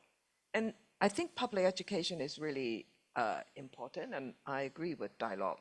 If the food waste bit is so interesting because this is really new, and it's because people were complaining that the government system is incomplete, right? You ask us to do all this newspaper and other things, but you're not asking us to do food waste. But so quickly, government created these purple bins. Then they're putting it in many places, particularly public housing, because that's a big concentration. And you are now seeing people lining up to do so. So you're also actually gradually seeing a change in public awareness. So how government, as Bernard, I think as everybody said, how you master this and you come back and tell the story and use this to help you, I think that's where kind of we are now. I don't think people are actually resisting to the notion of necessarily charging because they have had an experience of being the plastic bag. And I think people agree with that. So we shouldn't go backwards and say, well, let's think of some other method because there aren't any in terms of changing behavior. Thank you so much. I want to ask Kay as consultant now. What would you suggest? How should the government learn? I mean, we had this wonderful example of Tai-lok that a lot of people were queuing up, right? Christine said, well, obviously there's a response to that. Do you think there's a useful, meaningful way to collect this information for government, be that field research, whatever, observations, and then convey a message to say, well, that seems to be a good direction to continue going into. And of course, for Bernard, if you want to add after that something on how you think government might receive it. I want to articulate your question with your previous question because you mentioned that the government having a problem in articulating the policy priorities. To me, the answer is yes, because I think the whole political dynamic or the sources of policy has already changed after 2020, because now, okay, Beijing is being more active in giving directions to the government. But of course, the articulation part, the policy articulation part, is the responsibility of the SAR government, but not Beijing. Okay, Beijing is just giving some broad directions, but it is up to the officials to articulate and explain the policies to the public. And secondly, is that another source of policy is from the legislature, but of course, some of them are just ideas. Okay, like panda economy, or night economy, but because the government is having priorities as having more policies focusing on quantity instead of quality, so that is why they are having more than I think more than 200 KPIs in Zhuang Li's maiden policy address. But the question is, you need a person to oversee and trace the level of completion of this KPI. So my suggestion is that at least you need to have a person to oversee, the level of achievement of all these KPIs. So because I point out the importance of the Deputy Chief Secretary and also Chief Secretary. So I think as a high-level intervention that is above all the bureaus, I think he should take up more role, okay, in tracing all this, level of achievement and at least tell the public, okay, how far has the government achieved in terms of all the KPIs. And one point I want to add is that I learned from some governments, like the Scandinavian government, they actually limit the number of key or major policy in every term. So this may be a practice that the current government may need to learn, is that you need to give the public that, well, what kind of policy is the major or the main dish of this current government, instead of, bombarding us with a lot of policies that I can't even, know the priority of which policy that you're actually focusing on. Yeah. I know you're running out of time, so I'm just going to do a very quick one. I think timing is everything, and it's in our favor on this topic of dealing with our waste, because the generation is different coming. The people who express frustrations are largely from our, or even the older generation, because they have this practice for the whole life, and now you're asking them to change everything. I mean, of course they have concerns and doubt, but you ask the younger generation, I think they're all ready, because it's their future. So you ask my two sons, and in fact, they still question why I deserve to be the chair for this sustainable development, because they say I'm not sustainable at all, because I don't do waste at the source. But they all know that. They all know how to do, how to do reduction at the source. So I think timing is in our favor, because their generation wants that.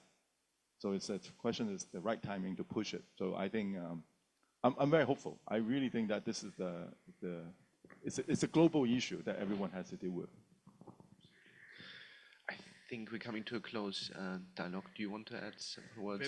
Very quick point is when I saw people queuing up to get rid of the food waste, I did ask an old lady. I asked her, why bother? Her reply is very interesting. She said, hey, this is helping me to get rid of my problem. She said, I always find it, it's kind of nasty to get rid of food waste. And now you have a dumping point, and then I like it. I do think that sometimes the government has to be as simple as this. I'm really facilitating ordinary people to deal with their own problems. Anthony, any closing? Yes, just very brief.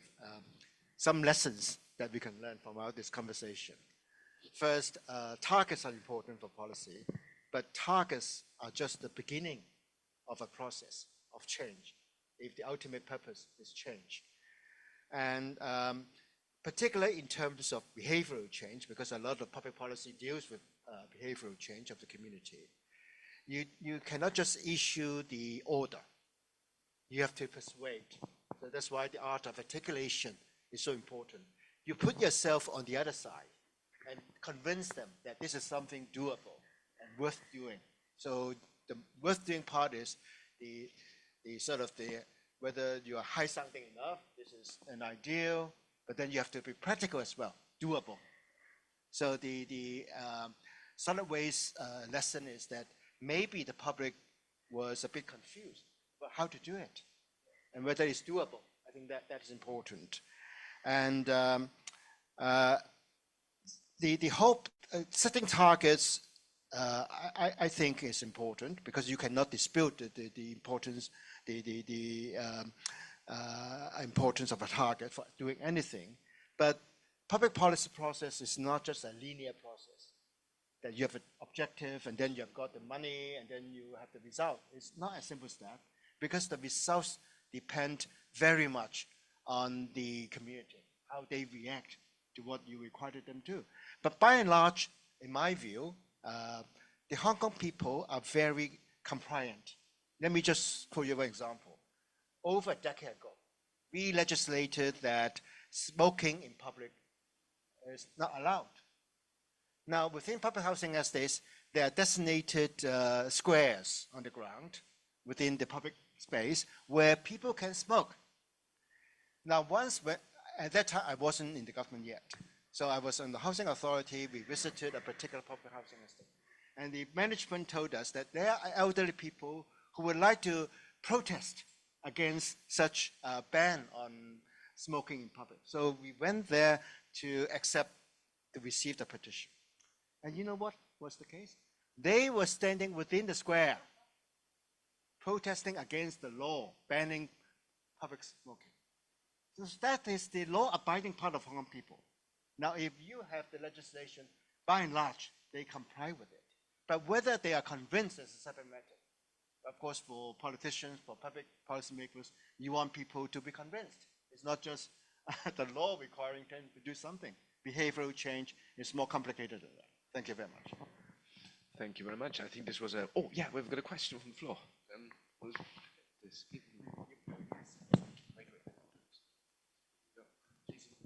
Yeah, I'm Wendy Hong, I'm a legislative counselor. I would like to follow up Tai-lok's comments on self-positioning. I think this is a very important dimension of today's discussion.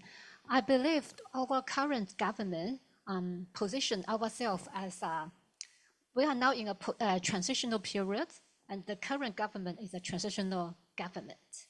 You know, after the 2019 social unrest, we always say we just gone from chaos to stability. And next step is from stability to prosperity. But now for the current transitional government, the first priority is to keep stability. You know, don't forget our chief executive and all top officials, they are from the background of police. You know, for police, the mindset is to keep stability, not to achieve something new. So for this term of government, you know, based on such a priority, the government is very much afraid of face discontent from the stakeholders, including the community, the tax drivers. So we are not willing to face discontent. That's the point. Why I totally agree with Christine that we are facing election next year. That is the reason why some parties can successfully persuade the government to stop the waste disposal charging program. You might think that legislators are the insider, but the reality is we are not consulted at all, because in the eye of the government, the legislation has done 10 years ago, 2 years ago. So they didn't, you know, we don't have a large-scale consultation within the legislative council at all. Of course, we have opportunities to lobby the government. I tried to find a chance to talk to our secretary. I totally agree with Professor Cheung that there will be no perfect timing for do this. So you have to start it, and you can learn from mistakes. But obviously, other parties, they have, you know, persuade the government to do so. So I think personal positioning is a very important and the key dimension in our discussion today.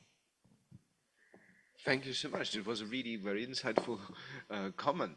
I want to be very grateful to all the guests today and for your wonderful points of discussion. I want to thank the audience, of course, for those who are online.